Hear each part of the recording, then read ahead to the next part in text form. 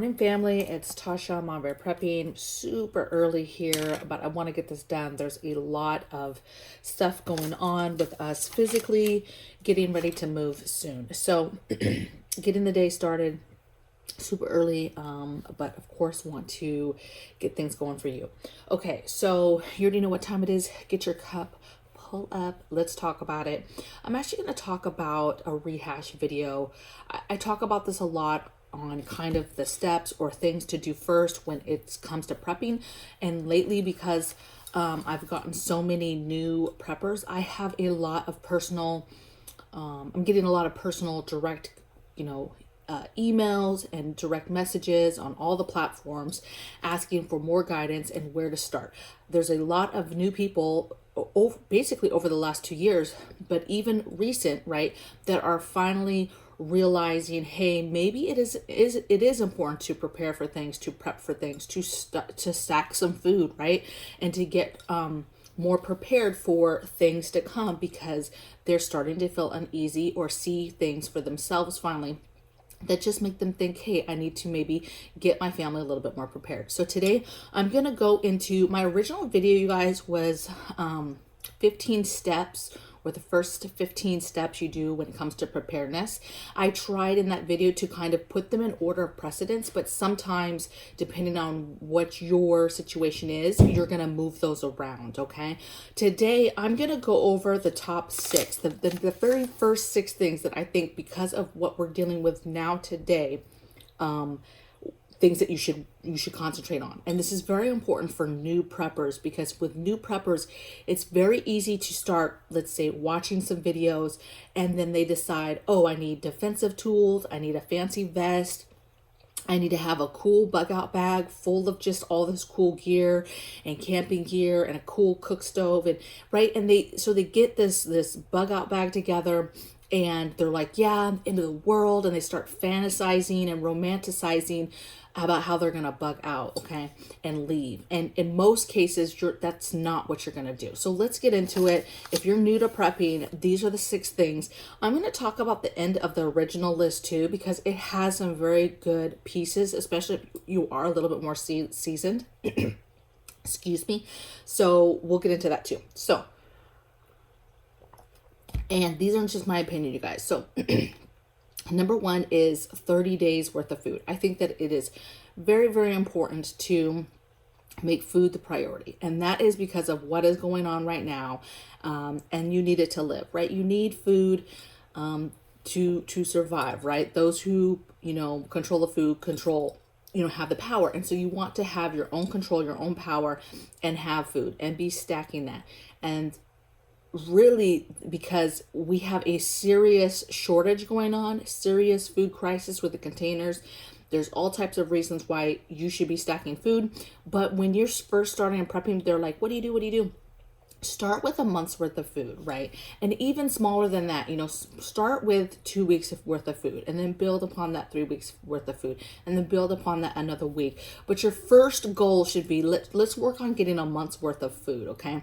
Think about bulk food. Do this when there's sales, right? Do this here and there with extra cans of food. Buy your regular groceries and then buy a little extra. Even if you're only buying an extra can here or an extra box of pasta here, that still adds up. And so before you know it, you will have the 30 days worth of food. So get your 30 days worth of food, work on that. The next thing that is super critical, and a lot of people will disagree with me, okay? And that's water, okay? I am a firm believer that everybody should have at least 30 days of stored water, okay? Now, a lot of people will be like, Tasha, that's ridiculous. First of all, that's a lot of storage. A lot of people don't have that, and I get that, right? But what I would say to you and urge to you is whatever you are able to do, whatever situation you have, make it work, okay? Even an apartment. We currently are moving from an apartment, but I have 30 days worth of water here for me and my family. There's all types of stackable storage options. There's inside, outdoor stuff. There's a lot of stuff that you can do, okay? And I have several videos on that as well. I'll try to link some of that stuff today, but work on it. A lot of people would also say, hey, I'm on a homestead, or I'm somewhere where I live right next to a river, or I have I have creeks, I have a well, all that stuff. But what I would say is the number one thing that me and my family prepare for is grid down, meaning there's no power. And a lot of those wells run off of power pumps, okay? And so if you're not thinking grid down and have your backups to be able to get water out of those wells, you might be hurting just like the person that's in the urban city that now doesn't have water coming out of their tap, okay? And doesn't have water stacked, okay? Also think stored water that you've treated, okay? Water does not go bad, but plastic does go bad that you stored in, but that's over a long period of time. There's treatment that you can put in the water just to make sure that you keep the film down. And of course, like any other stored water, you're gonna make sure that you shake it up really, really good before you're drinking it. And then I'm personally running it through a Berkey again, okay? Now, but water, I think, is important. If something happens, a crisis where you're not able to access water, it's dangerous to go outside and get water.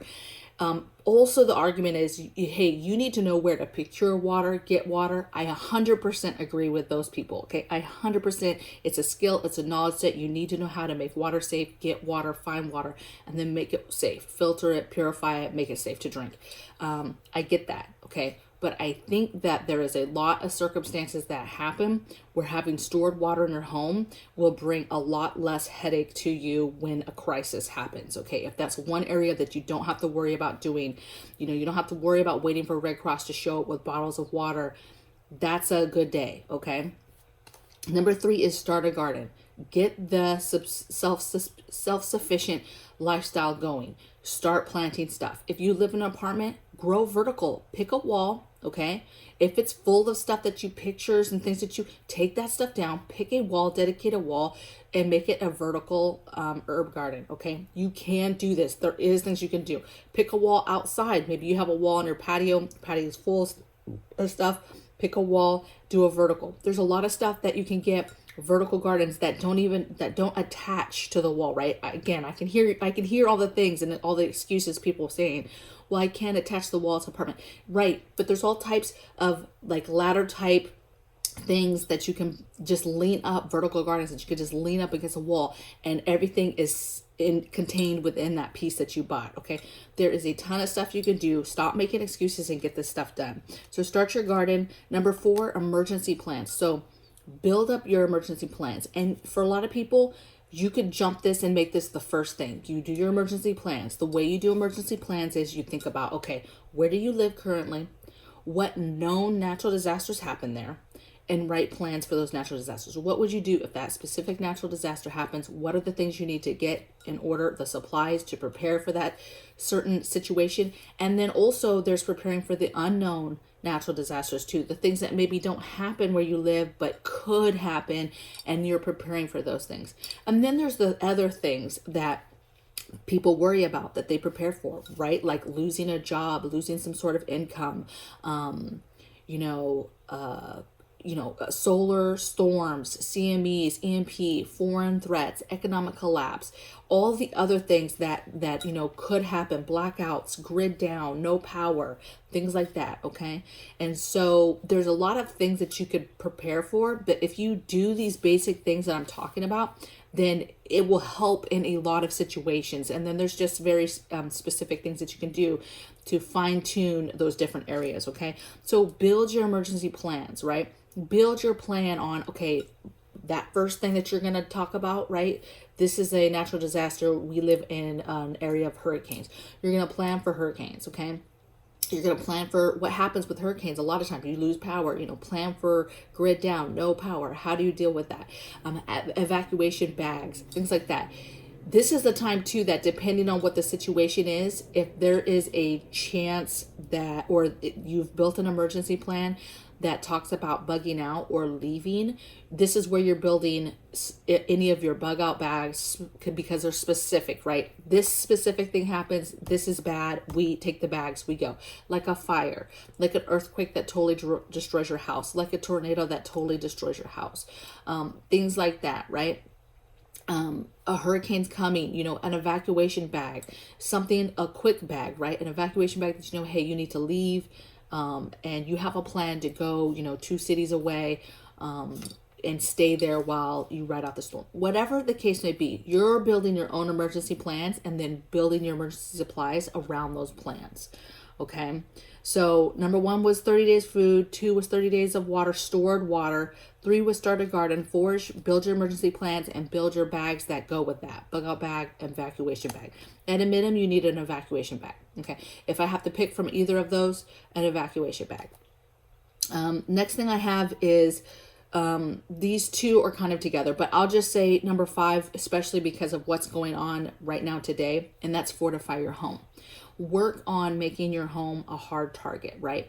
Getting your locks for all your doors, your windows, getting your dowel rods for your windows, making sure that your fence is secured and that there's extra locks on that, making sure any kind of detached sheds, garages, RVs, cars, whatever, they all have locks on them, making sure that you have 360 degrees worth of floodlights, right? Lights that come on, either motion lights or regular lights, right?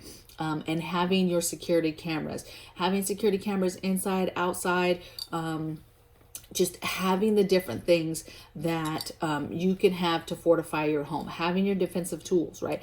Knowing when to use your defensive tools, your rules of engagement, your non-lethal defensive tools, your lethal defensive tools. There's all types of things that come into play when we talk about fortifying your home, but it's basically essentially making yourself not a hard target. Thieves will walk right up, and if something's unlocked, they'll check. That's all they're doing is checking if it's unlocked, because you made it easy for them. And they're bold. You leave the front door unlocked, they'll walk in knowing you're in there, because it becomes, what can they get in and just get out real quick? Okay, they just don't care. And you have people that are homeless, you have people that have mental illnesses, you have people that are on drugs, and to be honest, they just don't care about the common sense stuff like, hey, somebody could be in here with a weapon. They just don't, you guys. Okay, so do yourself a favor, start fortifying your home. Crime is going through the roof, and so protecting those preps, protecting the water, protecting your food, yourself, your family, those things matter. Okay. And then the last thing I have, at least for today's list, number 6, is, this is for new preppers, you guys, is build. So there's all types of emergency kits you can build, right?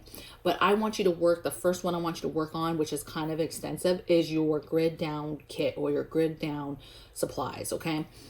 To give you some ideas of areas, right? This is you planning for living your life every day, and there be no interruptions. Today, when I have power, to tomorrow where I don't have power, to be able to do all the same things that I do now, right? So think about alternate power generators, alternate cooking, how are you going to cook food, alternate heating and AC, your lighting options, your laundry options, toilet options. In case your toilets don't work, you guys, how are you guys going to go to the bathroom? Your meds, your medical supplies, your hygiene area, your security area, which we just kind of talked about a little bit, defensive tools, and then your comms. Be thinking about all these areas, and then get the things that you need. To start with, you can go on these other websites, Red Cross, things like that. Take a look at their basic emergency kits, because they have a lot of the basic things. By no means is it an inclusive list. By no means is it the only things you need. But it will get your brain thinking of the type of things you need, okay? And then from there, you take these sections, right? You take toilet, and you think, okay, if my toilets don't work in my house, how does my family go to the bathroom? How do I keep that hazard low? Because that's a biohazard, right? So what do I need to do as far as us going to the restroom, disposing of that? What are the right ways to do that? All of that good stuff. What are all the supplies and physical things that I need to be able to execute us going to the bathroom when there's no power, when grid's down, the toilets don't work, the water's not running? That changes the game for a lot of things. And so something as simple as being able to go to the bathroom, because let me tell you, you can't turn that off, okay? It's eventually, you can only hold it for so long. That's coming out, okay? And going to the bathroom, in your actual toilet is not going to be a thing, okay? And so you've got to figure out now what it is that you need to be able to do that, okay? I'll try to find that video to you guys, because I have that video made on how I built my emergency toilets, all the supplies that's needed for that, and the things that you need to be able to dispose of human waste properly, okay? Because what happens is people start to get sick, dysentery, all these bad things happen and contamination of water, different things, because people do not know how to dispose of waste properly, okay? And it builds up, it's easy, it's trackable, they end up doing it anywhere. Now you have animals that you're trying to walk to go to the bathroom, walking in that, you're walking in that. It's just very bad. It's leaching into who knows where, what water sources. So it's just not a good day, okay? So that's just one little area. Now, that's my 6, okay? So if you're a new prepper, that's the stuff that you need to concentrate on, okay? Your water, your food, building up your emergency plans. Those emergency plans are going to give you a supply list of things that you're going to start getting, like, medical supplies and meds, vitamins.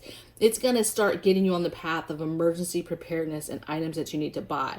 But then further down, when we talk about fortified home and actually specifically building a grid down kit, because a grid down kit or grid down items are its own area, okay? But you're going to realize a lot of emergency preparedness items in general are needed for grid down, okay? They kind of are going to meld together. Now, in the original video, you guys, that I said, for those of you that are just maybe missed it or wondering, man, what were the other things?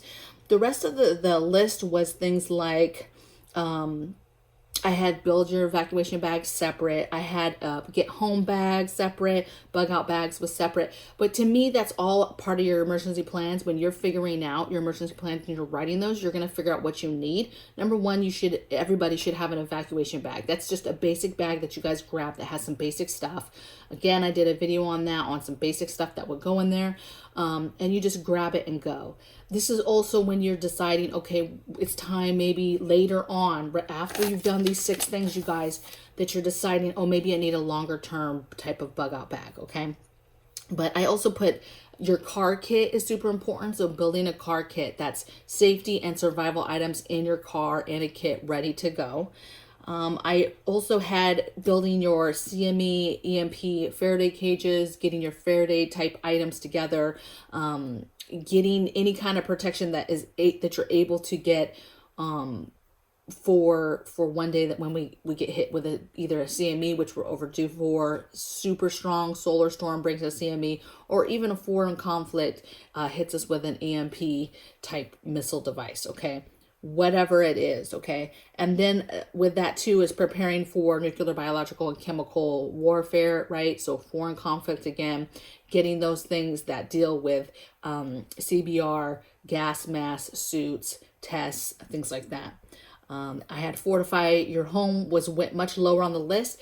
Today, it's on the top 6 for new preppers because, you might do all this stuff and then don't think about your home enough. And with the crime rising the way it is today, that is super important and deserves to be raised towards the top. And then my final thing was, hey, just continue on, the food, right?